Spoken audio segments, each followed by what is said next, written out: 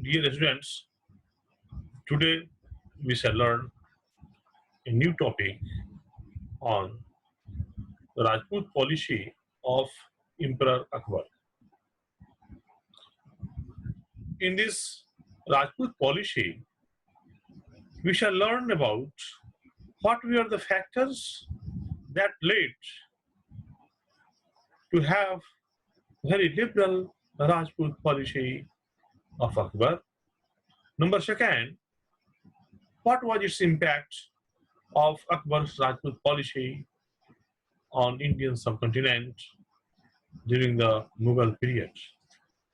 So, as you know that Akbar was a ruler which was full of pragmatic policies. Akbar was a great pragmatist. He was the first Muslim ruler to realize that without the help of the Rajputs, no permanent empire could be set up in India. At the age of 13 years and 6 months, he took over the reign of the vast empire of India. His guardian was Bahram Khan on those days, as he was not adult. So, in the second battle of Panipat, he had defeated Hemu. It means what? How was it possible for him to defeat Hemu? It wasn't possible without the help of Rajput. So, dear students, he was having very good Rajput policy. I think no permanent empire could be set up in India without the Rajputs. Rajputs belong to the warrior class, Kshatriyas. So, Akbar took measures to secure their cooperation. He trusted them as very trustworthy friends and not mere bhashas. He abandoned the old policy of repression and persecution of the Rajputs. Broadly speaking, Akbar's Rajput policy was based on diplomacy and force, the two potent weapons of statecraft, but he realized more on diplomacy. As you all are aware of this fact, that when Humayun married Hamida Banu Begum, and Hamida Banu Begum was pregnant, then what happened? Not even his kith and kin was helping. Sir Shah was behind Humayun. Humayun was wandering here and there. At last, Birshal, the king of Amarkot, gave him shelter, who was also from Kshatriya, Rajput caste. And at that very place of Birshal, Akbar was born. So, dear students, Akbar spent his childhood with the Rajput's wives. So, he was having very liberal policy towards Rajput due to main two reasons. As I have told you, it was based on diplomacy, and second one was to take their support. So the question arises, what were the reasons for following the policy of diplomacy and force towards the Rajputs? First was, Rajput were trustworthy race. Akbar fully realized that the Rajputs were most trustworthy as deceit was foreign to them. They would never be enemy or betray their friend if Rajputs agree to have friendship, then till the end, till the day, they remain the friends. So he could depend upon them once they were convinced that he was a friend to them. Second reason was Hindus in majority. Like a shrewd statesman, he was convinced that the Hindus formed the majority of the population and the Rajputs were the great champions of Hindus. They were the great warriors. Therefore, he needed the help for establishing a strong empire. Third reason for his Rajput policy was that Uzbeks were not reliable. Akbar could not depend upon the Uzbeks and the Afghans. So he needed some trustworthy friends. And as we know that his trustworthy friend was none other than his own, you can say, relatives also, Mansingh and all. Number fourth was no reliance upon his relatives. He was fully realized that his own relatives could not always be trusted as they were too ambitious for power and jealous of him. Thus, to counterbalance them, he needed the support of the Rajputs. Number fifth reason was large-hearted man of Akbar. Akbar was very large-hearted and tolerant towards those who extend their hand of friendship. He was very liberal in his attempt. He was also of secular approach. He thought all the religions are equal on only. Next reason was need for best soldiers. This was the main reason to have friendship with Rajputs, to have his very liberal policy towards Rajputs. Rajputs were a martial race, brave and trustworthy, so he could get the best soldiers from the Rajput community. Such was his need to carry out his policy of expansion of his empire. Number seventh reason was unstable political condition in Rajasthan. As you know that Akbar was an imperialist and an expansionist ruler. He was aware of the disunity of the Rajput rulers. He therefore utilized the disunity to exercise his control, aggression, as well as a diplomacy proved very helpful for Akbar. Eighth reason was extension of empire with minimum warfare. It is true that Akbar wanted to expand his kingdom, but at the same time, he desired not to restore to unnecessary warfare. Next was geographical location. Many Rajputs were very near to Delhi, and there was the danger of attack by Rajput rulers. Therefore, Akbar adopted a friendly attitude towards the Rajputs. Number 10th and the most important reason was identification of the Mughal rule in with India. Akbar was a national ruler, and being the national ruler, it was the need of the time to have that relation with the Rajputs. He did not want to create an impression that the Mughal rule was foreign. He accordingly extended the hands of friendship towards the Rajputs to have the national outlook as the national ruler. So, dear students, I think you might have known, you might have understood the clear views of the reasons for his friendship towards Rajputs. Now, I shall describe the chief features of Akbar's Rajput policy.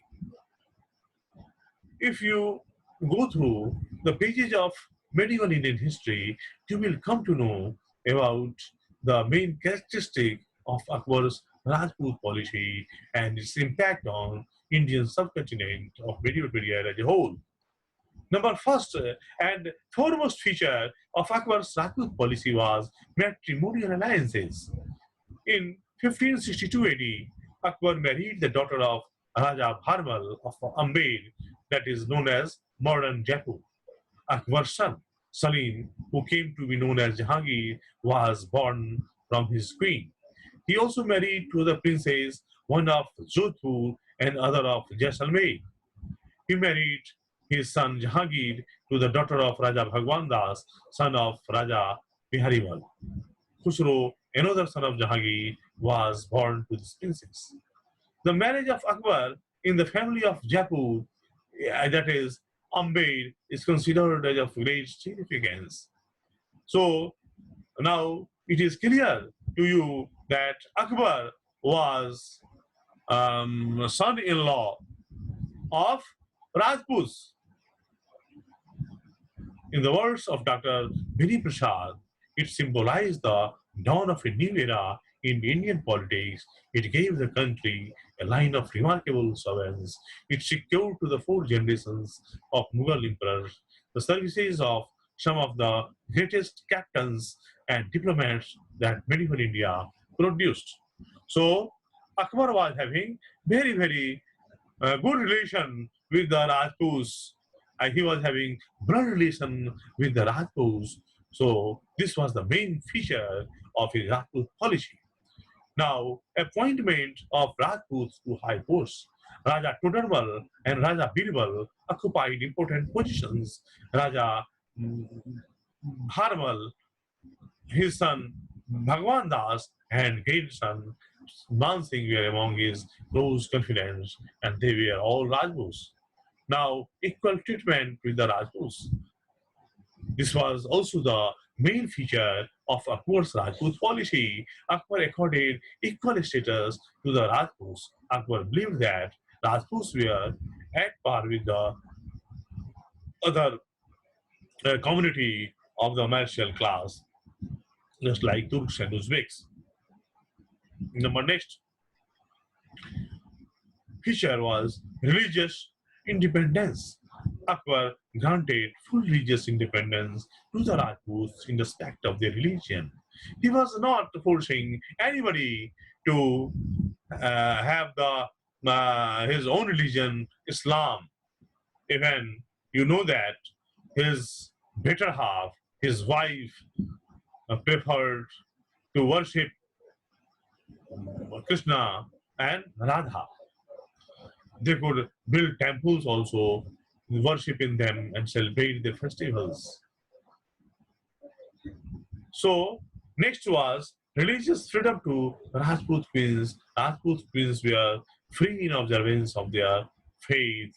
As I have told you, his own wife was having faith in Hindu religion, but he was having faith in Islamic religion. I think this was the mixture of two cultures, mixture of two religions, and in true sense, that was the embodiment of secularism. That secular India, what we are getting in after independence, that was the main pivotal force in Akbar's reign. Number next feature of Akbar's Rajput policy was full respect and honors to the defeated Rajput rulers. This was his main diplomacy. All those Rajputs who submitted to Akbar after fighting against him were given full respect and honor. Number seventh feature was employment of Rajputs in the army.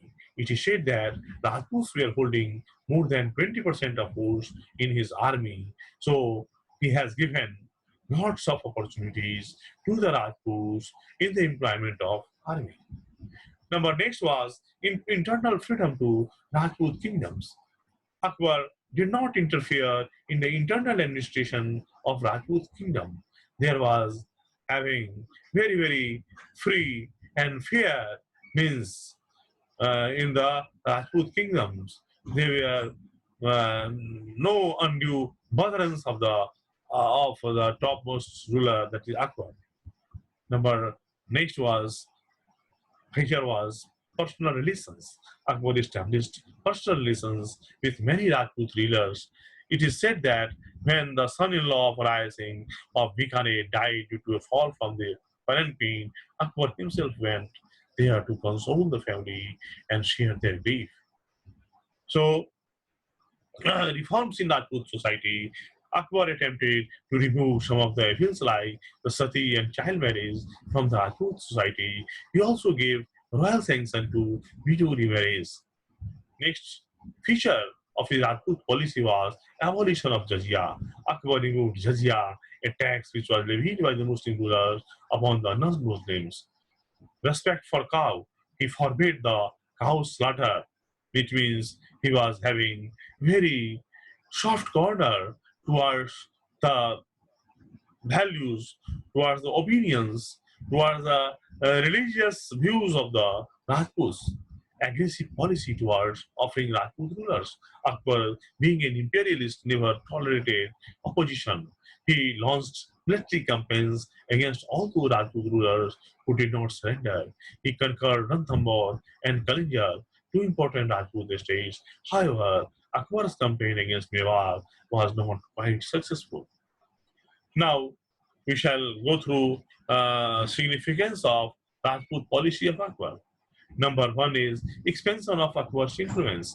The policy of friendship contributed to the extension of the Mughal Empire. The Rajputs had become the sword and shield of Akbar. Military help. The Rajput rulers provided a strong military help in Akbar in waging wars and conquering several territories. Number third was a strengthening of administration. Akbar was able to secure the services of Rajputs in the efficient running of his administration. Some of the Rajput governors of Mughal provinces proved very helpful in Akbar's reign. Now, advantage to Rajputs also. The Rajput rulers got honor, high offices, big jagirs, and confidential posts in the royal service. They were also free to devote their resources on welfare pursuits in place of war adventure. Number next was cultural integration. According to Dr. Iswari Prasad, a new culture, that is Indo-Muslim culture, was born. Akbar gave encouragement to Sanskrit, Hindi, and other regional languages.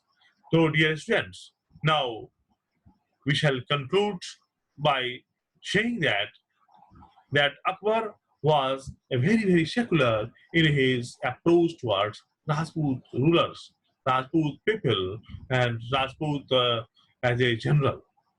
There is no doubt that the Rajput made great contribution in the field of Akbar's expansion of empire, statecraft, administration, cultural, economy, and social progress.